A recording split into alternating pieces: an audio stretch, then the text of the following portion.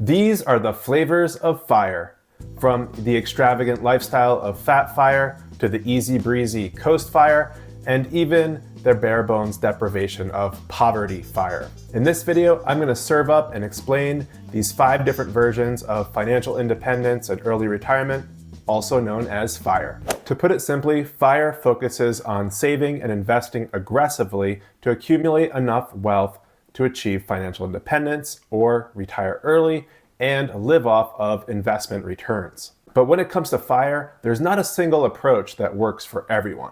In reality, everyone's version of financial independence and early retirement is going to be unique based on their own life situation and spending patterns. Because of this, over the years, a handful of types of FIRE have emerged to suit these different types of lifestyles. You've got FatFIRE, LeanFIRE, PovertyFIRE, CoastFIRE, and BaristaFIRE.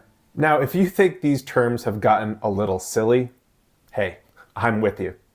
But they can be useful as a shorthand when planning your own FI and RE strategy or when discussing FIRE with others. And I think that if you're pursuing financial independence or early retirement, you'll align more closely with one of these variations based on the lifestyle that you lead or that you want to lead. And toward the end of this video, I'll let you know which type I align most with and that best describes the version of FIRE that I'm working toward. All right, let's define these flavors of FIRE quickly before they melt and before someone invents a new one. We have to start at the top of the heap with FatFIRE. FatFIRE refers to a lifestyle with a higher level of spending and more luxuries. Yes, it's the spendy version of FIRE. It emphasizes a more comfortable or even extravagant retirement. In other words, individuals pursuing FatFIRE aim for a larger nest egg that allows them to maintain a higher standard of living during retirement. This might include extensive travel, upscale housing, and other indulgences that are way beyond the basic necessities. FatFIRE people are typically living a high spending lifestyle currently and want to continue that lifestyle into retirement. They're not looking to deflate their current lifestyle or make too many sacrifices to achieve financial freedom. Now, to be clear, any FIRE approach must involve some level of frugal living. But FatFIRE enthusiasts have a higher spending threshold and prioritize a more opulent retirement experience. There are 2 ways that they pull this off. One, by having an above average income to start with, or 2, by taking more time to reach FIRE. Or more often than not, they leverage both of these strategies at the same time.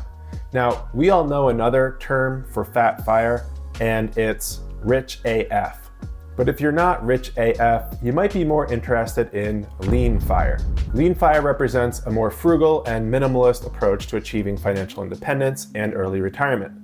The lean in LeanFIRE means living a simpler and more cost-effective lifestyle compared to traditional standards. LeanFIRE people typically try to aim to accumulate a smaller nest egg that covers their basic living expenses. This allows them to retire early and live off their investments without needing a high level of income. LeanFIRE adherents may choose to live in a smaller home, cut down on discretionary spending, and adopt a minimalistic lifestyle to minimize expenses. The idea is to achieve financial independence with a lower target for the amount of savings required. This makes early retirement more accessible to those with modest income levels. Some may prefer a leaner lifestyle to retire early, while others may pursue FatFIRE for a more comfortable and extravagant retirement. Then there's PovertyFIRE. PovertyFIRE? I don't know how widely the term PovertyFIRE is actually used out there. It was actually new to me when I was researching these flavors of FIRE, but there is a subreddit about it, so it must be real, right? Anyway, I guess for some people, LeanFIRE just isn't lean enough. They're going for an even more bare bones approach. Maybe they live in a paid off house, or they live with a family member, or for whatever reason, their cost of living is extremely low.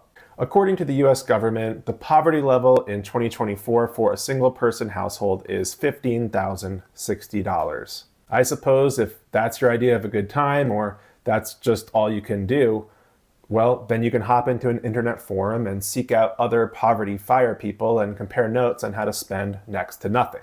All right, then we have CoastFIRE. Now, this is an interesting concept within the FIRE movement.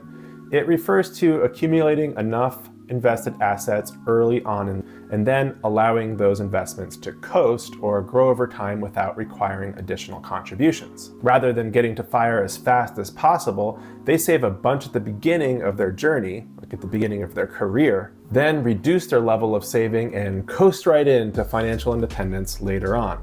CoastFIRE individuals reach this tipping point along the way after they've saved enough.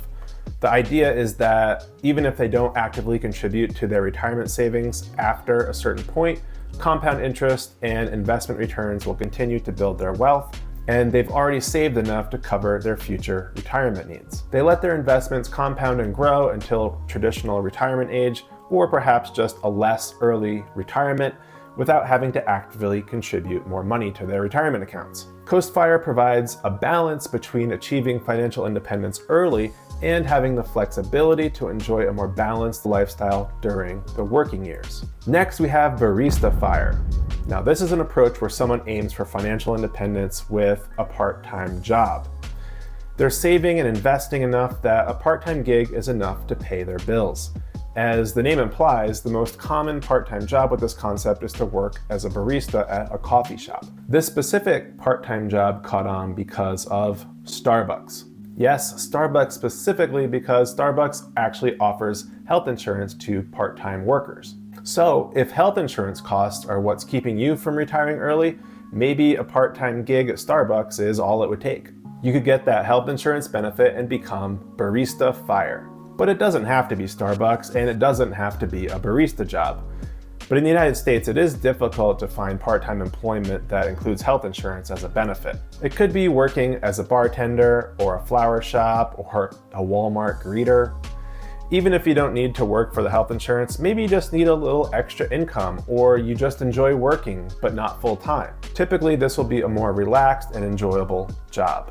This allows for a continued income stream, albeit a modest one, while also enjoying a less stressful or more personally fulfilling work situation. So a lot of FIRE people actually do part-time work, consulting, or pursue less demanding and more enjoyable occupations after achieving a level of financial independence, and BaristaFIRE is a term to explain this idea.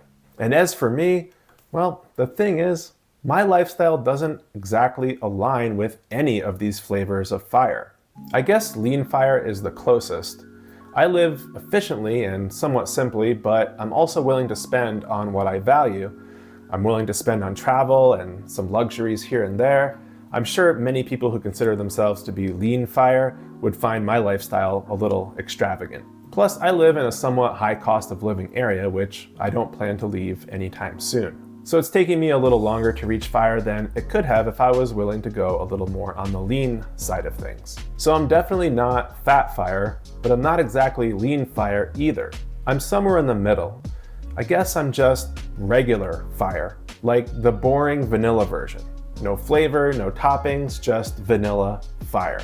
Oh crap, did I just accidentally invent a new type of FIRE? Vanilla FIRE? No, it's just FIRE. Which actually leads me to something I didn't want to talk about. There's one more flavor of FIRE out there floating around that I haven't told you about yet. It's called I can't get the words out. It's called ChubbyFIRE. And it's basically what I just described as vanilla FIRE. It sits somewhere between FatFIRE and LeanFIRE. It's like you just want to achieve FIRE and still live a normal middle to upper middle class lifestyle. Now, the reason I don't like this term is that one, it sounds so silly that I can barely say it out loud, and two, it becomes a very blurry line between FatFIRE, ChubbyFIRE, and LeanFIRE, to the point where it just leads to more confusion. And three, we already have a term for this. You see, I think the flavors of FIRE discussed in this video were invented by necessity to describe something different than the regular everyday version of FIRE that we all assume to be the default. And for the default regular version of FIRE, we have a term for this. It's called FIRE. We don't need to make it chubby. But I digress. The thing is, there are these different flavors of FIRE, but regardless of which you choose, the math part works the same way. Whether you can actually achieve FIRE or not comes down to the simple math of your savings rate. I suppose that to reach a very high savings rate though, different tactics are needed for different levels of spending. Maybe LeanFIRE or PovertyFIRE people can move the needle by dropping a few streaming subscriptions or eating rice and beans, while FatFIRE people may need to drop a few vehicles or fancy meals out each week to move the needle. The specific lifestyle choices vary among individuals, but all versions of FIRE share the common objective of achieving financial freedom and enjoying a fulfilling life without being tied to traditional employment. There are plenty of people still out there, including me, working toward a version of FIRE, and plenty of people who have already achieved it, even if the FIRE movement has lost popularity recently. And you can learn exactly what happened to the FIRE movement by watching this video right here. What happened to the FIRE movement? It started as a countercultural idea pioneered by some smart people. They gained financial freedom by rejecting many of the trappings of consumerism and saving 50% of their income or more.